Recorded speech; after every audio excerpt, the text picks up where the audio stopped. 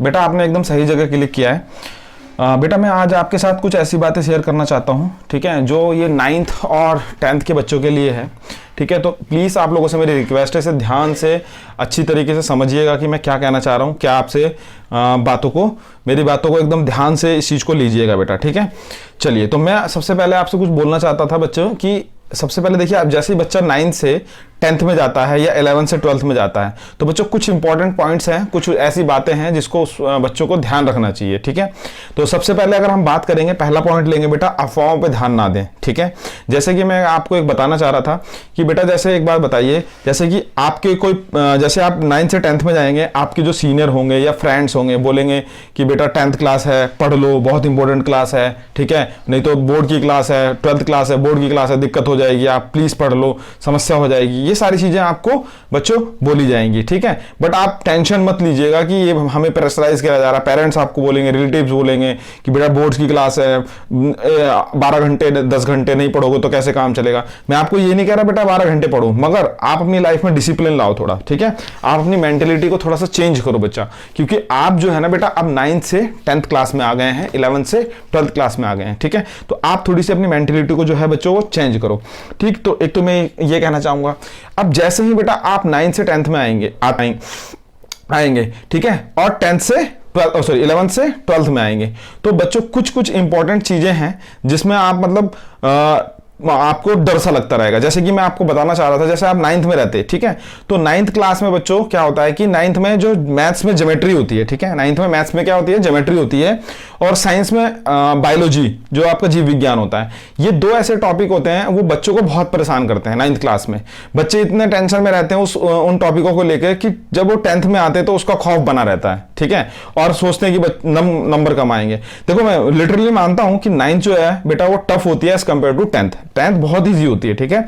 10th class जो है वो बहुत ईजी है। आप अगर मेहनत करेंगे, सिंसियरली अच्छी तरीके से पढ़ेंगे, अपनी लाइफ में डिसिप्लिन लाएंगे, तो डेफिनेटली आप सक्सेस पाएंगे और आपके अच्छे मार्क्स आएंगे बच्चों, ठीक है। तो 9th का जो डर होता है वो 10th में दिखता है। तो मैं ये कहना चाह रहा हूं कि यहाँ पे डरो मत, ज्योमेट्री ज्यादा है नहीं, सिर्फ मेरे ख्याल से 1-2-3 चैप्टर है ज्योमेट्री के, आराम से आप उसे कर जाओगे, कोई दिक्कत वाली बात नहीं है। बायोलॉजी भी बहुत आसान है, इंटरेस्टिंग है, ठीक है। तो आप लोगों से रिक्वेस्ट है कि 10th में ध्यान दें। चलिए, एक चीज और मैं आपसे कहना चाहूंगा बेटा, हार्ड वर्क करें, ठीक है, और आप अपने ना सेल्फ नोट्स बनाएं। आप अपने क्या करें बेटा, सेल्फ नोट्स बनाएं। अब देखो सेल्फ नोट्स बनाने का क्या फायदा है, जब आप सेल्फ नोट्स बनाएंगे तो क्या होगा, आपको देखो चीजें उस टाइम आप नोट्स बनाएंगे तो याद होगा, फिर आप जब दोबारा रिवाइज करेंगे तो आपको लर्न होगा। तो बेटा सेल्फ नोट्स बनाना बहुत ही इंपॉर्टेंट चीज है। सेल्फ नोट्स बनाओगे तो आपको बहुत ही बेटा उसमें फायदा होगा, ठीक है।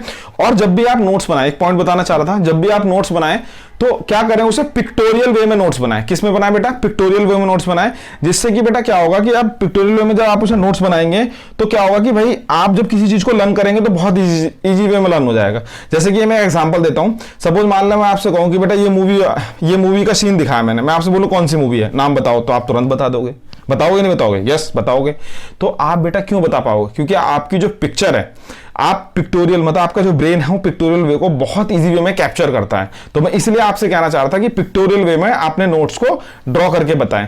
बाकी आप अगर आपको कोई लगता है कि हाँ जी कैसे बनाना है वो नोट्स, तो आप मुझे वीडियो के नीचे कमेंट कर देना, मैं इस पे एक वीडियो बना दूंगा, ठीक है। तो इस चीज का ध्यान दें। अच्छा, और जो प्रीवियस ईयर के जो बेटा क्वेश्चन पेपर को देखें, अपने सिलेबस को अपने सामने रखें, तब स्टडी करें कि मुझे क्या पढ़ना है क्या नहीं पढ़ना, क्योंकि देखो राइट वे में स्टडी करोगे तभी आप अपने गोल को अच्छी तरीके से पा पाओगे। बेटा देखो पढ़ने के लिए तो बहुत कुछ है, ठीक है, ये बुक पढ़ लो, मान लो कोई सी भी मैथ्स की इतनी सारी बुकें हैं वो पढ़ लो, साइंस की इतनी सारी बुकें वो पढ़ लो, मगर बेटा एक आप क्या है, एनसीईआरटी जो बुक है बेटा वो एकदम बेस्ट बुक होती है। सबसे पहले आप उसको कंप्लीट करो, तब किसी अदर्स बुक को उठाओ। जैसे मैथ में आपका हो गया आर डी शर्मा, कोई भी आर एस अग्रवाल कोई से भी, और रिफ्रेशर में कोई भी साइंस की जो कोई रिफ्रेशर होगी वो कोई से भी उठाओ, ऐसी कोई वाली बात नहीं है, ठीक है। तो इस चीज को आप ध्यान दें। अच्छा, एक चीज और मैं आपसे बोलना चाह रहा था कि आप जो बच्चों ना सभी मतलब क्लास के मतलब 10th क्लास में बेटा सभी टॉपिक मतलब सभी जितने भी सब्जेक्ट हैं आप पे उसको इक्वल वेटेज दें।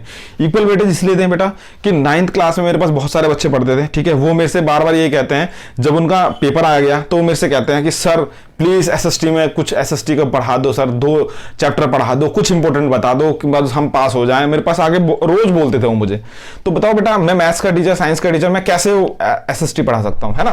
तो मैं उनको बोलता था कि बेटा अगर ये चीज आप खुद सोचो, अगर आपने शुरू से एसएसटी में एक एक चैप्टर भी लर्न करा होता, तो मान लीजिए कितने चैप्टर हैं अराउंड, इसमें मेरे ख्याल से 4 चैप्टर होंगे सब में, या मान लीजिए 5 चैप्टर हो सकते हैं, ठीक है, मान लो 20 चैप्टर हैं, ठीक है, लेट्स से 20 चैप्टर हैं। अब अगर मान लो आप 3 दिन में भी एक चैप्टर याद करते हो, तो 60 दिन में हो जाएगा, मतलब 3 महीने में आपकी एसएसटी खत्म, वो भी आप रोज डेली अगर 1 घंटा से पढ़ते हो तो, ठीक है। तो वही चीज है बेटा, तो मैं इसीलिए आपसे रिक्वेस्ट कर रहा हूं कि इंग्लिश, हिंदी, एसएसटी, इनको भी बेटा इक्वल वेटेज दें, नहीं तो बेटा एग्जाम टाइम में आपको बहुत दिक्कत होगी। मेरी आपसे रिक्वेस्ट है, ऐसा नहीं कि बेटा आप साइंस और मैथ की ट्यूशन लगा लो, ठीक है, या फिर कहीं और से बस साइंस और मैथ ही पढ़ते रहो और इन पे ध्यान ना दो, तो आपको बेटा प्रॉब्लम हो गई, ठीक है। तो आपसे मेरी, क्योंकि ये बेटा मेरे साथ बच्चों का रिव्यू है मेरे पास, बच्चे बहुत मुझे ऐसा बोलते हैं, इसलिए मैं आपको बता रहा हूं, ठीक है।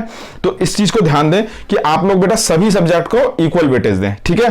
तो ये चीज आपका एक पॉइंट क्लियर हो गया। अच्छा, एक चीज बेटा, एक बहुत इंपॉर्टेंट चीज बताना चाहूंगा। मेरे सर कहते थे कि जिंदगी के जो 25 साल मेहनत कर लेता है ना बेटा, बाद में बहुत आनंद पाता है, ठीक है।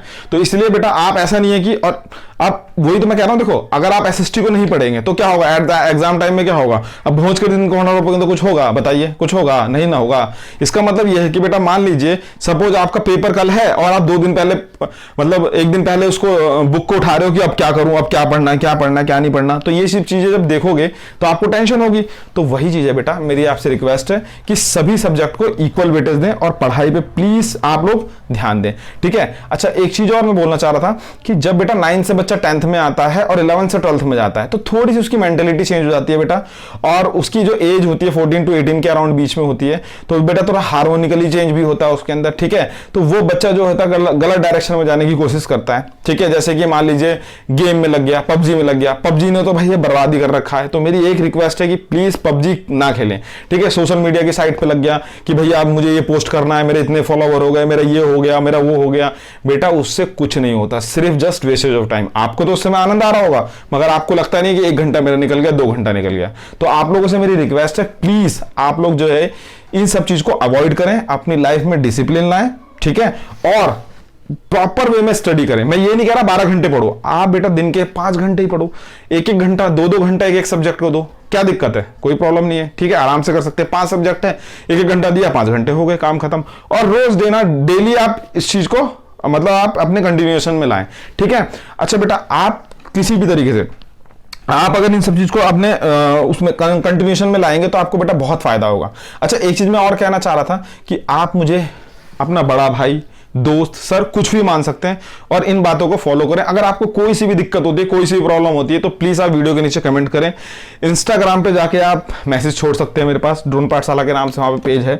टेलीग्राम ग्रुप में भाई मैसेज छोड़ सकते हैं आप मुझे कि भाई सर मुझे ये प्रॉब्लम है, मुझे थोड़ा सा हेल्प करिए, तो मैं जरूर आपकी हेल्प करूंगा। विद इन 1 से 2 घंटे, 3 घंटे में आपकी मैं हेल्प जरूर करूंगा, ठीक है बच्चों। तो सभी को मेरा राम राम। आशा करता हूं आप मतलब सुरक्षित रहेंगे, अपना ख्याल रखेंगे और अच्छी तरीके से 10th में पढ़ाई करें।